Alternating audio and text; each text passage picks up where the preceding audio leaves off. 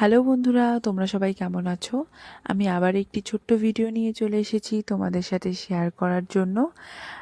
তো তোমরা আগের ভিডিওতে দেখেছিলে যে আমরা কিভাবে সবাই মিলে একসাথে ঠাকুর আনতে গিয়েছিলাম।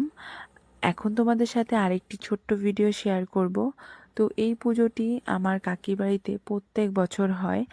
আর প্রত্যেক বছর আমরা সবাই মিলে একসাথে যাই, খুব মজা করি, খুব আনন্দ করি, আর খুব সময়টাকে খুব ভালোভাবে কাটাই। আর এদিকে দেখো মায়ের মূর্তিটিকে খুব সাবধানে তোলা হচ্ছে ঘরে।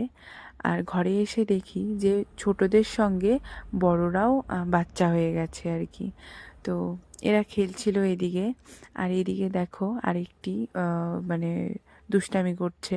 কি বলবো আর, এরা দুষ্টামি করবে না তা আর কে দুষ্টামি করবে? বড়রা তো আর দুষ্টামি করবে না। আর এরা একসাথে থাকতে থাকতে এদের মধ্যে ঝামেলা লেগে গেছিল। এরা একসাথে খেলবেও আবার ঝামেলাও করবে, কি আর বলি। তো ওপরে গিয়ে দেখি যে দিদি মায়ের মূর্তিটিকে খুব সুন্দর করে বরণ করে নিচ্ছে আসনে বসাবে জন্য। তো এদিকে দেখো পুজো শুরু হয়ে গেছে প্রায়, সব আয়োজন হয়ে গেছে। এখন শুধু পুরোহিত আসবে।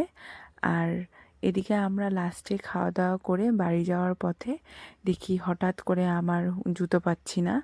তো আমার জুতো কেউ পরে চলে গিয়েছিল, আর লাস্টে আমাকে খালি পায়ে বাড়ি আসতে হয়েছিল। তো দেখা হচ্ছে পরের ভিডিওতে। টাটা।